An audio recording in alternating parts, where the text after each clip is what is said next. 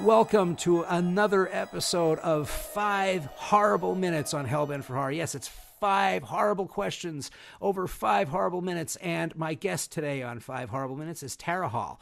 She is a lifelong horror fan, and she's the writer of the full-length film Buzzard Hollow Beef, which won second place for the best feature at the Women in Horror Film Festival last year. So I thought it would be fun to talk to some of the artists who were there before. And Tara, welcome. Thanks so much for coming. Oh, well, thank you so much for having me. I really appreciate it. I really loved Buzzard Hollow Beef. I was able to watch it. It's a lot of fun, and I loved a few of the horror homages, some of the visual set pieces that were in the movie, and it's also good and funny, and I think sometimes good horror has that brand of humor that goes through it to just help things alleviate. But can you tell us a little bit about the movie? Sure. It's about a family that comes home for Thanksgiving, and once they start having these vivid, horrific hallucinations, they start to think that maybe it's the weird hillbillies that sold them the beef, that maybe that's poisoned, and now they're coming after them. So it's a bit of a home invasion with a little bit of a cannibalistic twist, but there's a little bit more I can't say. Right. We'll keep a lot of the secrets for folks who I hope will get to watch this very soon. How did you get it made? Did you finance it yourself?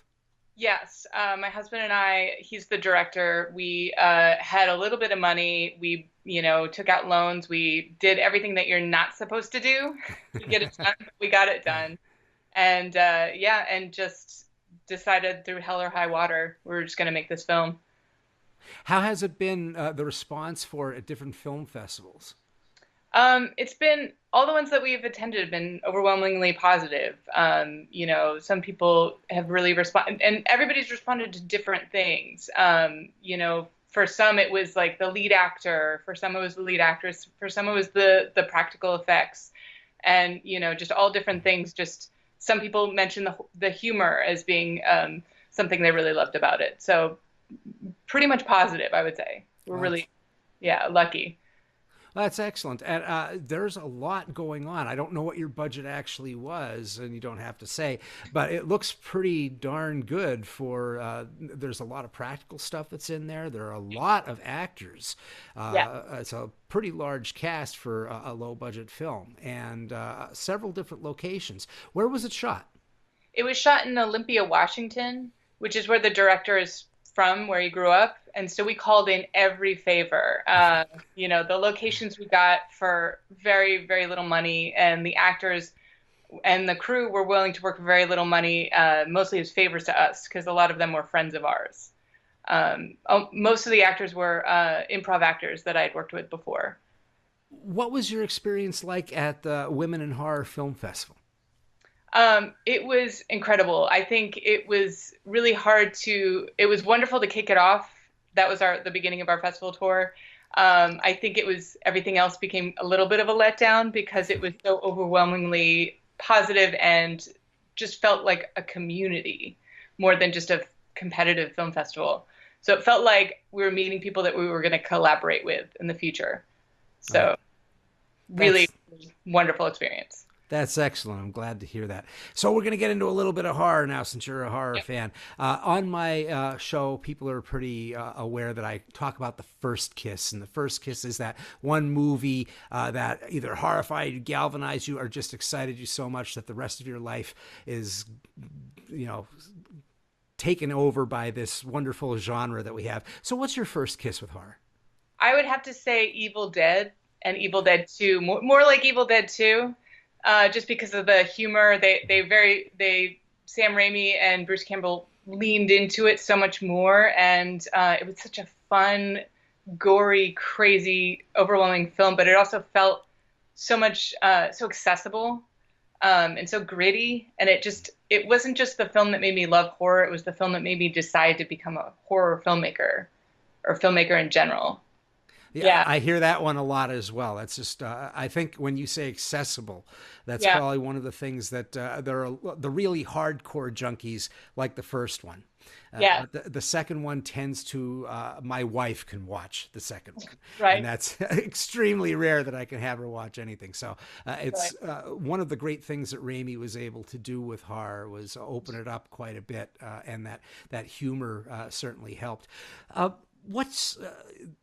What movie flashes in your mind? And you may have already answered this just with Evil Dead 2, but when you think of the word horror, when you hear the word horror, what scene pops into your head from a horror movie? Oh gosh, that's a good one. Because I feel like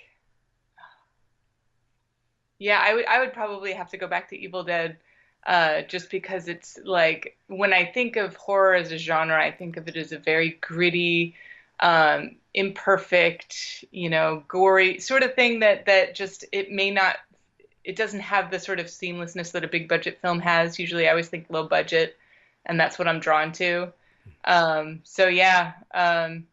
and definitely the end of Don't Look Now, I would say, is one of those scenes that just stuck with me, and took me a few days to recover from that. Yeah, the first time. That's what happened to me as well. That movie is my first kiss, and it galvanized me. Oh man, that's really, really creepy. So cool. I love whenever I hear "Don't Look Now" comes up on anybody's list anywhere. I don't feel as much of a weirdo. So we talked about horror movies, and us horror movie fans, we talk a lot about the ones that we love. And most people that aren't horror fans, their guilty pleasure is usually a horror movie. But for horror fans, we tend to have something else. So what is your guilty pleasure, the movie you love but is so not like what you would expect? I'm also a big comedy fan, so just anything truly funny. I go through this period in October where I try and watch a horror film every day in October, and then for some reason the day after my son was born, because he was born October 19th, so the 20th, I couldn't watch a horror film. I had to watch Slapshot with awesome. Newman. It's such a wonderful film. It's just so funny and just so very 1970s, just brilliant. And it's a comfort film for me. So then I feel shame. Yeah. It's an awesome film. Mine from the 70s is What's Up, Doc, the most inane Peter Bogdanovich film ever, but I just love it. I can't get enough. That and the Towering Inferno, but I still love the Towering Inferno for no good reason except that, it just blows things up. Well, anyway, I've asked more than 5 questions. You've been more than kind. Thanks so much for being on 5 Horrible Minutes. Before we leave, can you tell people where they can see Buzzard Hollow Beef and where they can contact you to keep up with your work? Well, Buzzard Hollow Beef is available on Amazon Prime. So if you're a Prime member, you can watch it for free. It's also on iTunes and Google Play. We have a website for buzzardhollowbeefmovie.com. So you can check, we'll update it whenever we have a new streaming platform or if we're screening at another festival. So we're pretty good about keeping up with that. But we're on Twitter, Buzzard Hollow 1, and Instagram. We're all over the place. I think if you just Google it, you'll find us. All right. Thank you again so much for being on 5 Horrible Minutes, Tara Hall. Thank you so much for having me. It was a pleasure.